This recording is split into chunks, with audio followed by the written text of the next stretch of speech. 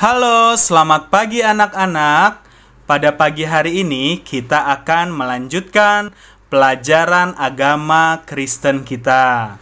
Sebelum anak-anak melanjutkan video pembelajaran ini, diperiksa dulu jangan sampai salah bahwa video pembelajaran yang sedang didengarkan adalah video pembelajaran untuk murid-murid kelas 5 SD.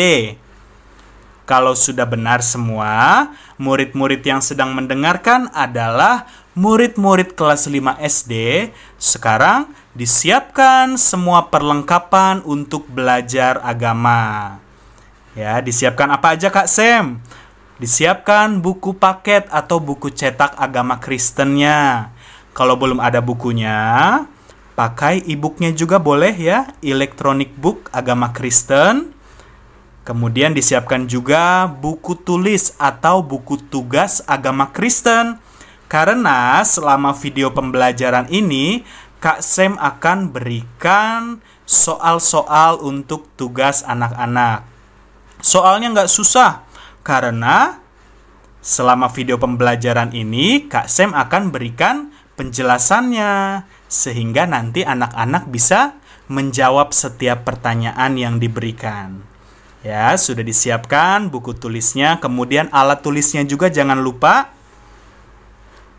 Nah, kalau sudah, sekarang sebelum mulai belajar, kita mau berdoa dulu ya. Oke, kita berdoa. Lipat tangan, tutup mata, sikap doa yang baik. Kak Sam gak lihat, tapi Tuhan Yesus lihat loh dari atas sorga. Anak-anak yang mau menghormati Tuhan Yesus. Oke, lipat tangan, tutup mata. Ikutin Kak Sam berdoa. Tuhan Yesus, terima kasih. Pada pagi hari ini, kami mau belajar agama Kristen. Berkati guru kami, berkati kami juga, supaya bisa mengerti setiap firman yang disampaikan. Dalam nama Tuhan Yesus Kristus. Haleluya. Amin. Puji Tuhan. Kita sudah berdoa, sekarang anak-anak dibuka buku paketnya atau e-booknya halaman 37. Ya, kemarin sudah sempat mengerjakan soal-soal tugasnya. Sekarang kita mau dengarkan cerita yang terdapat dalam pelajaran ini ya, halaman 37. Kita melanjutkan tentang apa? Pelajaran yang ke-9. Judulnya Roh Kudus Penolongku. Roh Kudus Penolongku. Anak-anak tahu nggak sih Roh Kudus itu siapa sih? Roh Kudus adalah Rohnya Tuhan Yesus. Ya, anak-anak pernah dengar nggak? Ada namanya Allah Bapa. Kemudian pernah dengar juga nggak? Ada yang pernah menyebut Allah Anak. Dan juga yang kita pelajari pada saat ini tentang Allah Roh Kudus. Kok ada banyak banget Kak Sam? Ada Allah Bapa, Allah Anak, dan Allah Roh Kudus. Apakah orang Kristen Tuhannya ada 3? Tentu saja tidak. Kita hanya memiliki satu Tuhan, namanya Tuhan Yesus Kristus. Nah, coba sekarang dilanjut lagi, dibuka bukunya halaman 39. Di halaman 39, anak-anak kita bisa lihat ya.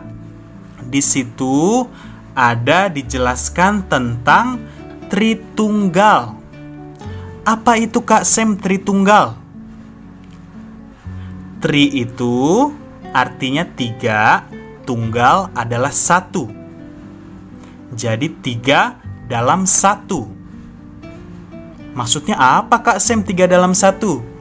Jadi anak-anak, Tritunggal itu atau Allah Tritunggal Itu artinya satu Allah hadir dalam 3 wujud atau 3 pribadi dengan tugas dan peran masing-masing yang berbeda. Itu namanya Allah Tritunggal. Jadi Allah kita cuman ada satu, ya, tunggal cuma satu. Tetapi tadi dikatakan apa? Ada 3 pribadinya atau 3 tugas yang Allah lakukan. Sebagai contoh, misalnya Bapak Presiden Jokowi.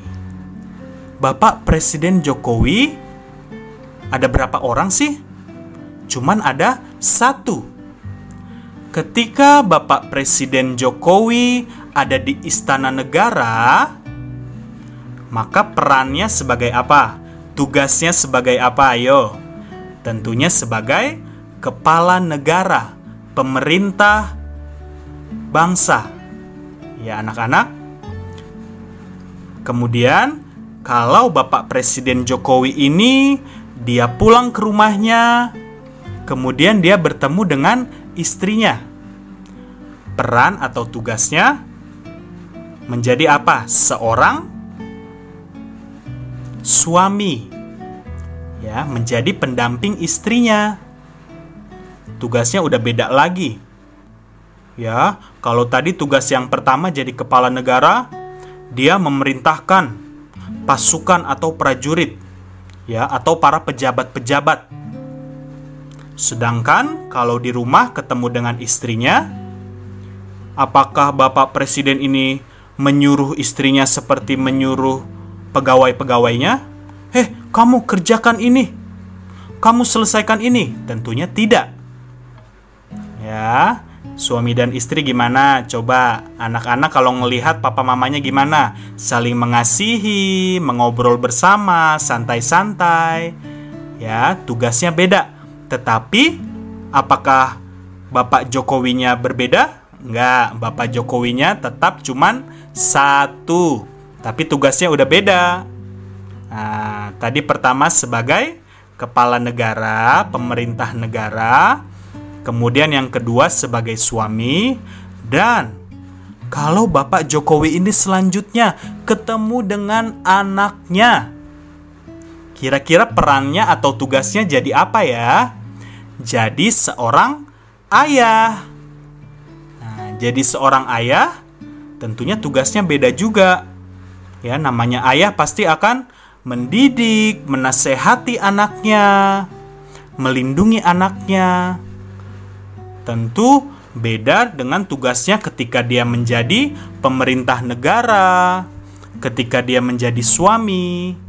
Beda ketika menjadi ayah, dia akan menasehati anaknya. Ya, jadi tugasnya beda lagi, perannya beda lagi.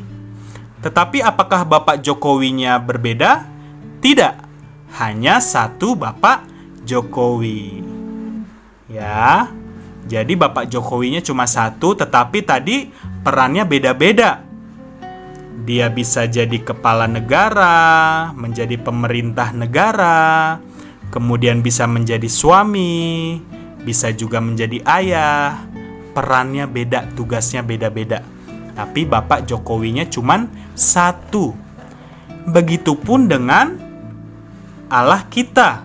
Dikatakan tadi Allah Tritunggal. Jadi Allah kita cuma 1, tetapi ada 3 pribadi atau 3 tugas yang berbeda.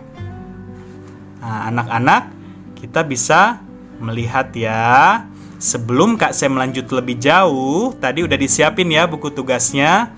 Coba sekarang ditulis tugasnya soal nomor 1. Kalau Kak Sem terlalu cepat, di-pause dulu videonya, lalu ditulis soalnya. Soal nomor 1, jelaskan apa yang dimaksud dengan Allah Tritunggal. Sekali lagi soalnya ditulis ya. Soal nomor 1, jelaskan apa yang dimaksud dengan Allah Tritunggal. Sudah, anak-anak, kali ini Kak Sem mau soalnya langsung dijawab di bawahnya, ya. Jadi videonya boleh di-pause dulu buat anak-anak menjawab pertanyaannya. Kalau lupa tadi boleh diputar kembali penjelasan Kak Sem. Ya, kalau sudah, sekarang Kak Sem mau lanjut lagi ya penjelasannya. Jadi, Allah kita itu Tritunggal. Cuman ada satu Allah. Jadi Allah kita bukan 3, cuman 1. Tetapi tugasnya beda. Ya, tugasnya apa aja sih Kak Sem? Nah, tugasnya yang pertama bisa dilihat ya halaman 39. Pada saat Allah kita atau Tuhan kita menciptakan seluruh dunia, seluruh bumi, alam semesta, dan segala isinya. Ya anak-anak, itu dikatakan sebagai Allah Bapa. Allah Bapa, jadi dia yang menciptakan semuanya. Ini Allah kita ketika dia menciptakan segala sesuatunya. Ya anak-anak, jadi dia yang menciptakan, dia yang mengatur. Masih ingat nggak pelajaran kelas 1? Penciptaan langit dan bumi. Ayo, hari pertama Allah menciptakan terang. Hari kedua Allah menciptakan cakrawala. Hari ketiga Allah menciptakan darat, laut, dan tumbuh-tumbuhan. Hari keempat Allah menciptakan benda-benda penerang di langit, matahari, bulan, dan bintang-bintang. Hari kelima, Allah menciptakan hewan-hewan di udara dan juga di air. Dan hari keenam ada hewan darat dan juga manusia. Semuanya itu diciptakan oleh Allah, diatur oleh Allah. Pada siang hari ada matahari, pada malam hari ada bulan dan bintang-bintang. Anak-anak, semuanya diatur oleh Tuhan sehingga pada saat itu dikatakan sebutannya adalah Allah Bapa. Ya anak-anak, kemudian masih ingat gak ceritanya manusia yang pertama ini jatuh dalam dosa. Adam dan Hawa telah berdosa sehingga apa? Kalau berdosa hukumannya harus masuk neraka. Bagaimana cara menyelamatkan manusia supaya nggak masuk neraka?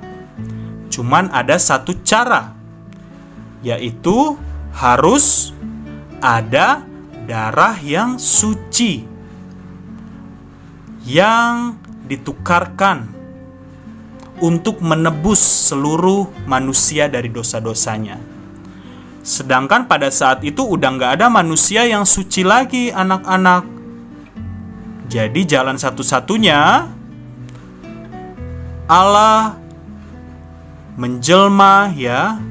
Dia pinjam perutnya Maria untuk lahir menjadi manusia. Ya, karena Allah ini dia satu-satunya yang suci. Lalu dia mau menjelma menjadi manusia. Itulah namanya Tuhan Yesus Kristus, ya. Yesus Kristus, Allah dalam wujud manusia. Ya, tugasnya apa tadi? Tuhan Yesus Kristus tugasnya apa sih? Tugasnya adalah untuk menebus manusia dari dosa-dosanya. Ketika darahnya yang suci tercurah di kayu salib, maka manusia tidak lagi semuanya akan masuk neraka. Kalau percaya kepada Tuhan Yesus, maka akan selamat, akan masuk sorga. Ya anak-anak, jadi ketika Allah, ya pertama tadi dia disebut Allah Bapa karena menciptakan segala sesuatunya. Namun setelah dia turun ke dunia menjadi manusia untuk menebus manusia dari dosa-dosanya, itu disebut sebagai Allah Anak. Apakah Allah Anak ini Allah yang kedua? Bukan. Ini masih Allah yang sama, tetapi dia melakukan tugas yang berbeda. Allah Anak ini, ya, yaitu sebutan untuk Yesus Kristus, tugasnya apa? Kalau tadi yang pertama Allah Bapa, dia bertugas menciptakan seluruh alam semesta dan mengaturnya. Sedangkan Allah Anak ini bertugas untuk menyelamatkan manusia dari dosa-dosanya. Ya, anak-anak. Lalu kenapa Kak Sem kok disebutnya Allah Anak? Kak Sem mau berikan sebuah contoh. Jika ada orang tua yang memiliki seorang anak, kira-kira anak ini berharga nggak untuk orang tua tersebut? Pastinya anaknya merupakan sesuatu yang paling berharga. Ya, seluruh orang tua akan melakukan apapun untuk anak-anaknya. Dirawat dari kecil sampai gede, dikasih makanan bergizi, ya, ditemenin lagi belajar online, didoakan. Karena apa? Anak ini adalah sesuatu yang paling berharga. Dan ini pun sama dialami oleh Allah kita, Tuhan kita. Dia punya sesuatu yang paling berharga, seperti anak ya, seperti anak, sangat berharga, paling berharga. Apa kira-kira milik Allah yang paling berharga? Nah, milik Allah yang paling berharga seperti anaknya adalah dirinya sendiri. Jadi dirinya sendiri yang mau lahir ke dunia jadi manusia. Sehingga disebut Allah Anak. Karena apa? Merupakan milik Allah yang paling berharga. Ya anak-anak, sampai sini mengerti nggak? Ayo, Allah Bapa. Tadi apa? Allah yang menciptakan seluruh alam semesta. Kemudian Allah Anak yang lahir ke dunia bertugas untuk menebus manusia dari dosa-dosanya, ya, di atas kayu salib nanti. Kemudian apakah selesai sampai situ? Ketika Allah Anak atau Tuhan Yesus ini menyelesaikan tugasnya, apa yang terjadi? Tuhan Yesus naik kembali ke surga. Lalu apakah Tuhan Yesus meninggalkan manusia? Tidak. Dia mengirimkan rohnya. Apa itu rohnya? Roh itu nggak kelihatan tetapi bisa dirasakan dalam hati manusia. Tuhan Yesus memberikan rohnya. Rohnya ini kudus. Jadi disebut Roh Kudus, ya. Roh yang tidak berdosa. Rohnya Tuhan Yesus. Kayak kita, manusia bisa hidup karena apa? Kita punya roh. Rohnya nggak kelihatan. Nah, Roh Kudus ini adalah rohnya Tuhan Yesus sendiri. Jadi setelah Tuhan Yesus naik ke sorga, Dia memberikan rohnya.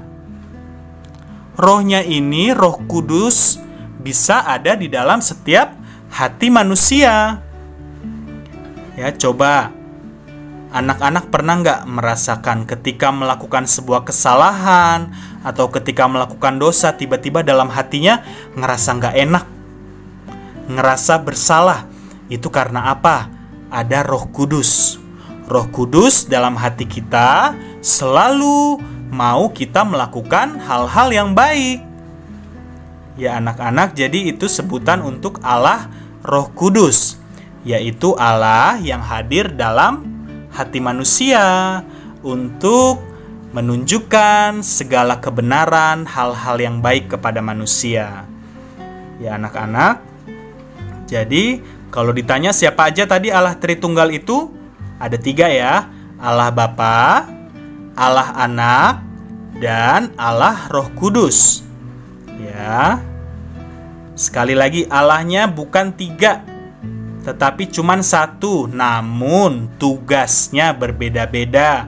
Sekali lagi biar nggak bingung, Allah Bapa bertugas memiliki peran untuk menciptakan dan mengatur seluruh alam semesta. Kemudian ketika Allah menjelma menjadi manusia, lahir ke dunia untuk disalib menebus manusia, Dia menjadi Allah Anak. Tadi kenapa dibilang anak? Karena merupakan milik Allah yang paling berharga. Sama seperti tadi Kak Sem berikan contoh ya, semua orang tua pasti miliknya yang paling berharga adalah anaknya. Sedangkan kalau Allah miliknya yang paling berharga adalah dirinya sendiri. Ya, jadi Allah anak itu adalah gambaran dari milik Allah yang paling berharga. Bukan Allah melahirkan seorang anak ya, bukan. Tapi apa? Milik Allah yang paling berharga, yaitu dirinya sendiri. Kemudian Allah Roh Kudus, tadi apa? Setelah Tuhan Yesus, dia menyelesaikan tugasnya, menebus manusia, dia naik ke surga, dia memberikan rohnya di dalam hati setiap manusia untuk mengingatkan kita melakukan setiap kebenaran. Ya, anak-anak, sekarang ditulis soal nomor 2. Ditulis soalnya ya. Kalau Kak Sem terlalu cepat, di pause videonya. Soal nomor 2, siapakah Allah Tritunggal itu? Sekali lagi soal nomor 2, siapakah Allah Tritunggal itu? Ya, ada 3 ya. Tadi Kak Sem bilang ada 3 pribadi atau 3 peran. Sebutkan 3-tiganya. Allah apa aja? Ya, boleh di pause dulu, langsung dijawab di bawahnya ya, supaya nanti belajarnya nggak bingung. Jadi soal langsung jawab. Boleh di pause untuk menjawab. Kalau sudah, dilanjutkan lagi. Sekarang langsung soal nomor 3. Soal nomor 3. Soal nomor 3, ditulis soalnya. Mengapa disebut Allah Bapa? Sekali lagi soal nomor 3, mengapa disebut Allah Bapa? Oke, tadi Kak Sem udah jelasin disebut Allah Bapa karena apa? Boleh di pause dulu, langsung dijawab ya soal nomor 3. Sudah, kita lanjut lagi. Sekarang langsung soal nomor 4. Kalau Kak Sem terlalu cepat, di pause dulu videonya. Soal nomor 4. Mengapa disebut Allah Anak? Sekali lagi soal nomor 4. Mengapa disebut Allah Anak? Sudah anak-anak, tadi Kak Sem udah jelasin ya. Kenapa sih disebut Allah Anak? Apakah Allah itu beranak, melahirkan? Tentu tidak. Terus kenapa sampai disebut Allah Anak? Sudah? Boleh di pause dulu, langsung dijawab ya, anak-anak. Oke, Kak Sem lanjut lagi ya. Jadi tadi kita sudah belajar tentang Tritunggal Allah. Tri itu 3, tunggal itu 1. Jadi Allah kita cuma 1, tetapi 3 tugas yang berbeda. Jadi kalau ada yang tanya, kok orang Kristen Allahnya ada 3? Ya, tentunya bukan. Ya, Allah orang Kristen, Tuhan orang Kristen cuma 1, tapi tugasnya yang berbeda-beda. Ketika pada awal mulanya Allah menciptakan langit dan bumi dan mengatur segalanya, itu disebut Allah Bapa. Karena dia yang menciptakan, dia yang mengatur segala sesuatu. Ya, kemudian karena manusia jatuh dalam dosa, maka Allah memberikan miliknya yang paling berharga. Ya, sama seperti orang tua yang mempunyai anak-anaknya itu adalah milik yang paling berharga. Tetapi Allah apa yang paling berharga dari dirinya? Adalah dirinya sendiri. Sehingga dia pinjam perutnya Maria, dia lahir menjadi manusia, dan dia berkorban untuk kita semua di atas kayu salib. Ya anak-anak, itu yang kedua. Dan yang pribadi yang ketiga, dinyatakan atau muncul ketika Tuhan Yesus sudah naik ke surga. Ketika Allah Anak sudah selesai dengan tugasnya, dia kembali ke surga, lalu muncullah atau dinyatakanlah pribadi Allah yang ketiga, yaitu Roh Kudus. Ya, Ya, Roh Kudus gak kelihatan tetapi ada di dalam hati kita. Kita bisa merasakannya, ya, Allah Roh Kudus. Kalau kita berdoa, kalau kita memuji Tuhan, kita merasa sukacita karena apa? Karena ada Allah Roh Kudus dalam hati kita. Ya, Dia yang memberikan sukacita, Dia yang memberi ketenangan. Kalau kita berdoa, kita merasa tenang, kita memuji Tuhan, kita bersukacita karena ada Allah Roh Kudus. Kalau kita berbuat salah, Dia menegur kita. Ya, tiba-tiba perasaannya deg-degan. Ya, mau nyontek deg-degan, mau bohong deg-degan. Karena apa? Roh Kudus mengingatkan di hati kita. Jadi Roh Kudusnya harus didengarkan ya, anak-anak. Oke, terakhir soal nomor 5. Soal nomor 5. Kalau Kak Sam terlalu cepat, di pause videonya. Soal nomor 5. Siapakah pribadi Allah yang dinyatakan setelah kenaikan Tuhan Yesus ke sorga? Sekali lagi, siapakah pribadi Allah yang dinyatakan setelah kenaikan Tuhan Yesus ke sorga? Anak-anak, boleh di pause dulu, kemudian langsung dijawab.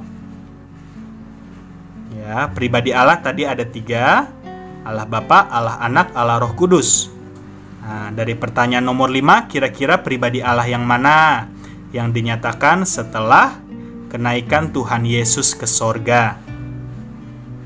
Oke, kalau sudah, sekarang pelajaran sudah selesai. Jangan lupa tugasnya dilengkapi. Kemudian kalau sudah difoto, ya, difoto, fotonya diperiksa dulu ya, jangan sampai kepotong, jangan sampai ngeblur. Kemudian nanti dikirimkan ke Kak Sam untuk dinilai. Pelajaran sudah selesai, kita mau berdoa. Lipat tangan, tutup mata. Kali ini tidak usah diikutin, Kak Sam akan berdoa untuk kita semua. Sudah, lipat tangan, tutup mata. Kak Sam gak lihat, tapi Tuhan Yesus lihat ya. Bapa di dalam sorga, pada pagi hari ini kami telah belajar tentang Tritunggal Allah, di mana kami bisa lebih mengenal Tuhan kami yang sangat luar biasa, yang menciptakan seluruh alam semesta, yang mau mengorbankan dirinya untuk kehidupan kami semua, dan bahkan pada saat ini ada di dalam hati kami semua untuk menuntun kami kepada setiap kebenaran firman-Mu. Berkati setiap anak-anak yang telah mengikuti pelajaran, berikan kepintaran, berkati dalam keluarga, berkati orang tua mereka, masa depan mereka pun Tuhan berikan yang terbaik untuk mereka semua. Terima kasih Tuhan, pelajaran sudah selesai, tetapi kiranya Allah Roh Kudus senantiasa mengingatkan dalam keseharian anak-anak untuk boleh mengingat dan menjadi pelaku firman Tuhan. Dalam nama Tuhan Yesus Kristus, kami sudah berdoa dan mengucap syukur. Haleluya. Amin. Puji Tuhan, pelajaran sudah selesai. Sampai jumpa lagi. Tuhan Yesus memberkati. Selamat pagi.